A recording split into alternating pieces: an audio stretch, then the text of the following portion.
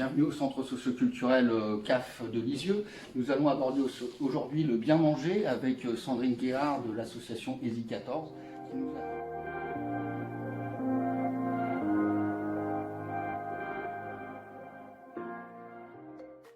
Eh bien, bonjour Sandrine. Bonjour. Bonjour à tous. Bien, pour cette première édition de petite vidéo que nous allons vous proposer par la suite, nous allons donc partir sur cette notion du bien manger. Donc, Sandrine, qu'est-ce que tu mets derrière ces deux mots que sont bien manger? Alors dans le bien manger, moi j'insiste surtout sur le bien. Parce que dans le bien, on peut mettre plusieurs choses. Il y a le bien, en fait, bien manger, la notion d'équilibre alimentaire avec l'aspect santé. On a aussi le bien, le bon, c'est-à-dire que c'est bon à manger. Donc là, on va être plutôt sur une notion de plaisir. Et puis le bien avec les autres, avec la notion de partage. Donc en fait, dans l'alimentation, dans le bien manger, on peut partir sur ces trois aspects-là et ne pas les dissocier. C'est que le bien manger, c'est pas que l'équilibre alimentaire. Absolument, c'est bien ce qu'on disait quand on discutait tous les deux au coin du feu. Non, on n'a pas le droit à ça. Donc effectivement, bien manger, c'est aussi partager le repas. Mais c'est vrai que bien souvent aujourd'hui, on se rend compte que des fois, que ce soit au travail, on mange chacun dans son coin, ou parfois même dans les foyers, il y a des gens qui mangent devant un écran et qui ne communiquent pas du tout. Mais je pense que bien manger, c'est aussi partager ce moment de convivialité, n'est-ce pas? C'est important parce que quand on partage, on fait aussi plus attention à ce qu'on mange que si on est concentré sur un écran. On ne voit pas ce qu'on mange, on ne fait pas attention et on va négliger une partie de l'alimentation qui va être le plaisir. On ne prend pas plaisir si on avale en regardant autre chose. On ne communique pas. Donc ça c'est important. Et il y a des choses qui se passent au niveau du repas dans les familles. La transmission aussi est importante. Donc on va transmettre au niveau du plaisir de manger, au niveau de la convivialité, mais aussi sur l'équilibre alimentaire. Donc c'est trouver cet équilibre entre toutes ces notions-là. Souvent, moi, j'ai tendance à représenter le bien manger sous la forme d'un triangle où chaque angle va représenter un aspect de ce bien manger, avec l'aspect santé dans un angle, un autre, on aura l'aspect plaisir, et le dernier, on aura le partage. Et le but, c'est que notre alimentation, ça oscille dans ce triangle, mais qu'on ne soit pas bloqué dans un angle. D'être bloqué dans l'angle santé, c'est pas normal, on ne mange pas que pour être en bonne santé, mais être que dans le plaisir ou dans le partage, c'est la même chose. On ne doit pas être bloqué dans les angles. En fonction des situations, on va être dans un endroit particulier du triangle, mais le but c'est d'osciller. Donc c'est de trouver l'équilibre entre toutes ces notions-là.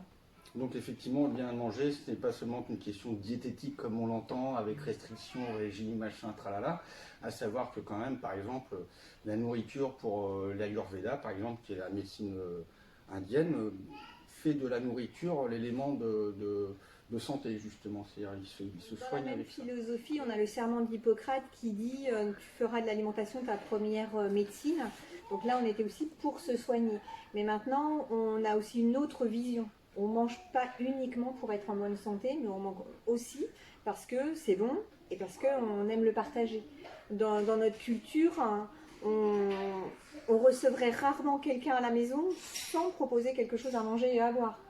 Si tu es invité et que tu arrives, on ne propose rien, on va plutôt repartir avec l'idée qu'on a été mal reçu. Donc le côté partage est important.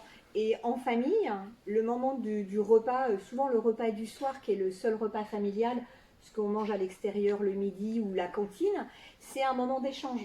Alors il faut que ce soit aussi un moment calme, sécurisant, sans trop de distractions pour favoriser les échanges. Et ça doit faire partie du bien manger.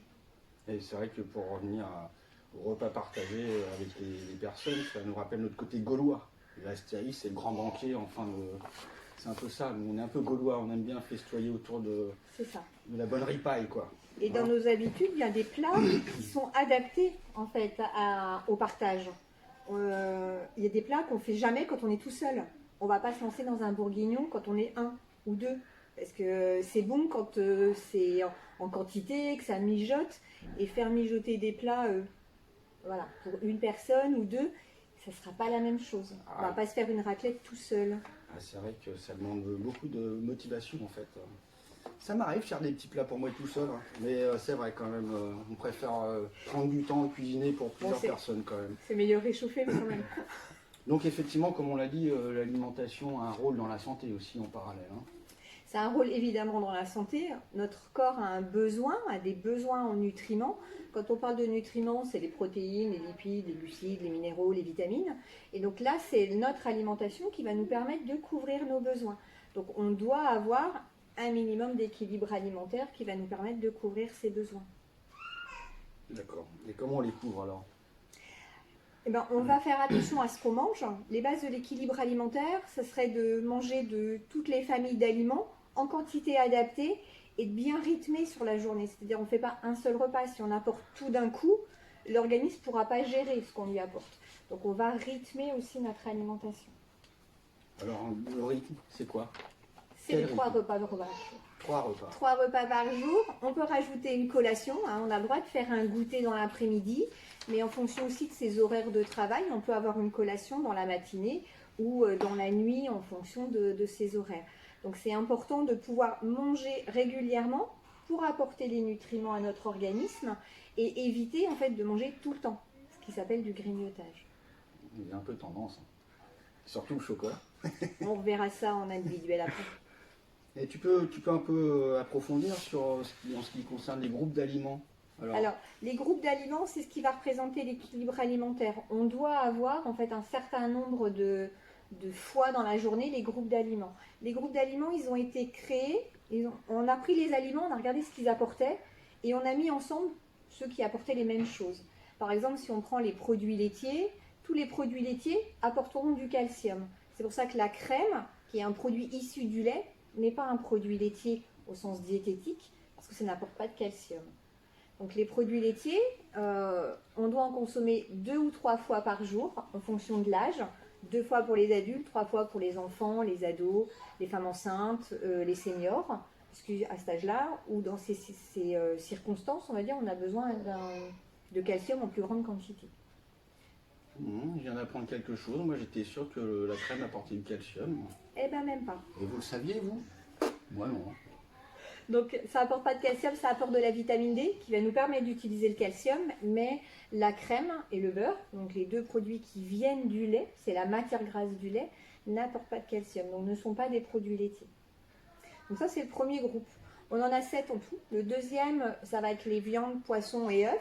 C'est la source de protéines qui va nous permettre d'entretenir notre musculature, entre autres, hein, plein d'autres missions, mais surtout l'entretien de la musculature. Après, on va avoir les fameux fruits et légumes, les fameux 5 fruits et légumes par jour. Donc ça, tout le monde le sait qu'il faut en consommer. Ce groupe-là, il est très varié et il va apporter beaucoup de minéraux, de vitamines, mais également les fibres. Et c'est pour les fibres qu'on nous dit de manger 5 fruits et légumes par jour. Les fibres auraient un effet protecteur de certaines pathologies, en particulier les cancers au niveau colorectal.